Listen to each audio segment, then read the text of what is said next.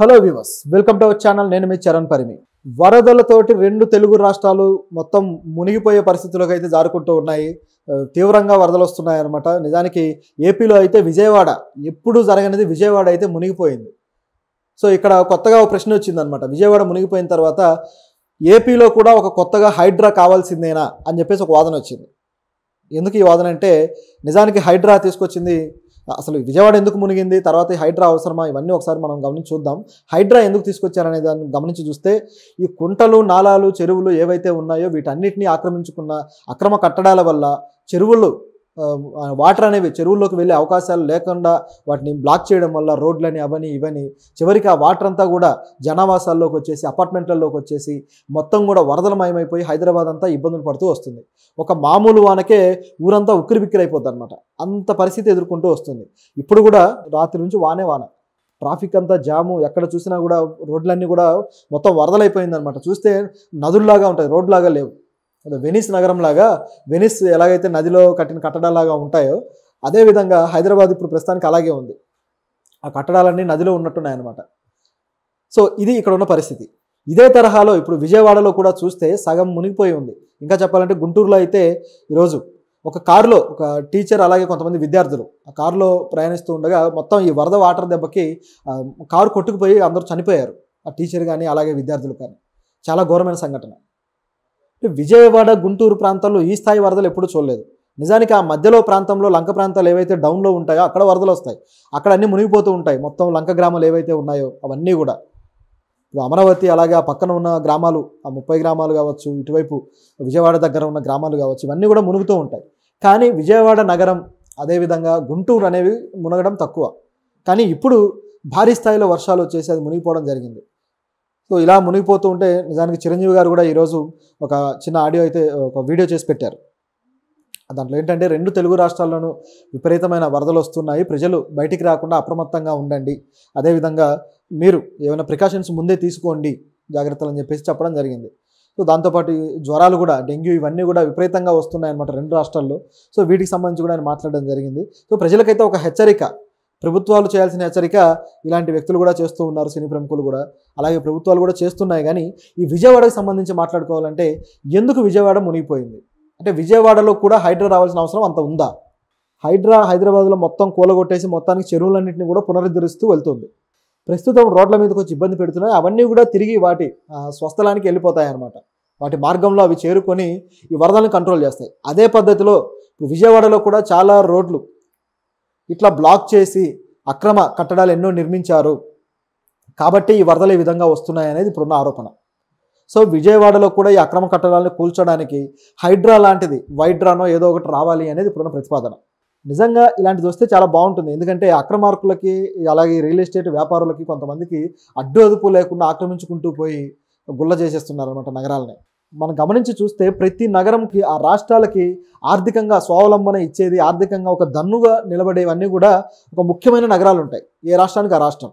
ఆ రాష్ట్రాల్లో అవి ముఖ్యంగా వాటికి ఒక క్యాపిటల్స్ కావచ్చు, అదేవిధంగా ఎక్కువ ఫైనాన్షియల్గా బెనిఫిట్ చేసే నగరాలు కావచ్చు.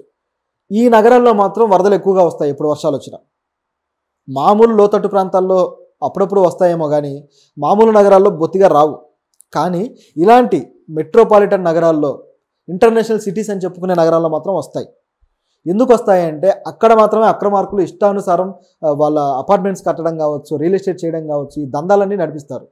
దానివల్ల ఒక క్రమ పద్ధతిలో లేకపోవడం వల్ల వచ్చేవన్నమాట. నిజానికి యూరోపియన్ నగరాలు అయితే ఇప్పుడు 1000 సంవత్సరాల క్రితం నుంచి కూడా అవన్నీ కూడా ఒక ప్లానింగ్తో కట్టుకుంటూ వెళ్తారనమాట.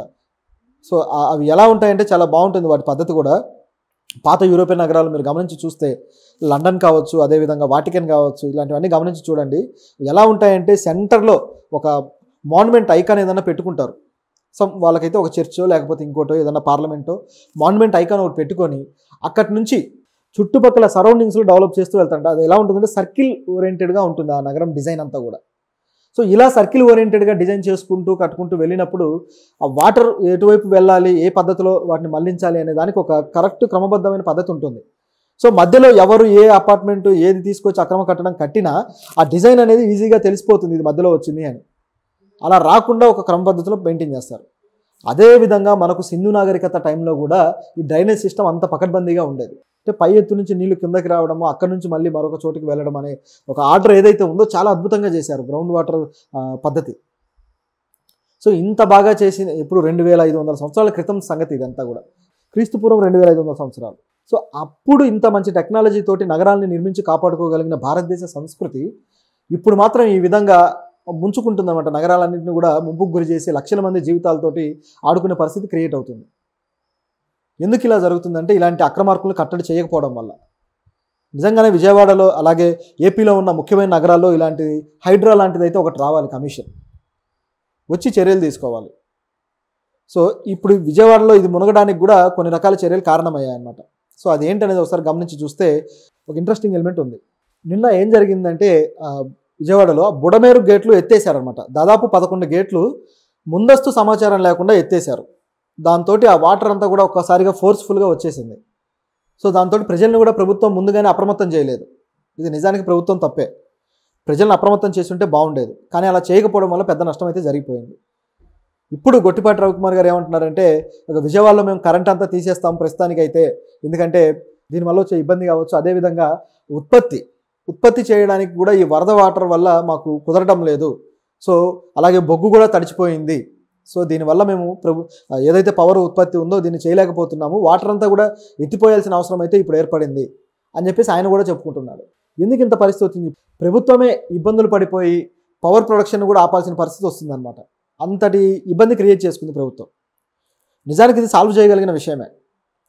సో ఈ బుడమేరు గేట్లు ఎత్తేయడం వల్ల వచ్చిన నష్టం ఏంటయ్యా అంటే ఒక్కసారిగా అది ఆ నగరంలో ఉన్న అనేక కాలనీస్కి అయితే ఇది వచ్చేసింది, ఈ వాటర్ అంతా కూడా.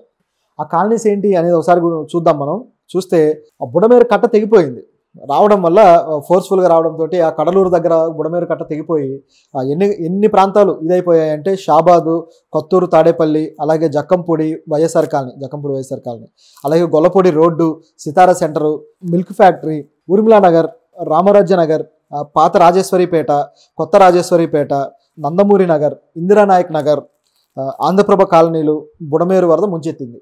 ఇది ఇక్కడ కనిపిస్తున్న విషయం అన్నమాట. సో ఈ విధంగా నగరం మొత్తాన్ని ముంచేసిందంటే అర్థం చేసుకోండి. నిజానికైతే ఏదైతే కృష్ణానది ఉంది కదా, ప్రకాశం బ్యారేజీ. సో ప్రకాశం బ్యారేజీకి ఉన్న కెపాసిటీ దాదాపు 5 లక్షల క్యూసెక్ల కెపాసిటీ ఉంది, కానీ వాటర్ వచ్చేసి 7 లక్షల క్యూసెక్ల వాటర్ అయితే వచ్చేసింది. సో దాంతో ఆ ఎక్స్ట్రా వాటర్ ఏదైతే ఉందో దీన్ని ఇక వదలక తప్పని పరిస్థితి ఏర్పడింది అనమాట. అయితే ముందస్తు సమాచారం ఇచ్చుంటే బాగుండేది, ఎందుకంటే వాతావరణ శాఖకి ఆల్రెడీ తెలుసు ఎంత వాటర్ రాబోతుంది, వరద ఎంత ఉండబోతుంది అని. కానీ దీంట్లో వీళ్ళు కొద్దిగా త్వరగా స్పందించకపోవడం వల్ల జరిగిన నష్టం ఏంటంటే ఇమీడియట్గా వాటర్ని వదిలేయడము. సో అదంతా కూడా వరద రూపంలో రావడం. సో ఇది ఇక్కడ ఉన్న పరిస్థితి. ఇంకా ఈ వర్షం పడుతూనే ఉంది, ఇంకా ఇది పెరిగే అవకాశం కూడా ఉంది. సో ఇంకా ఎంత వాటర్ వస్తుంది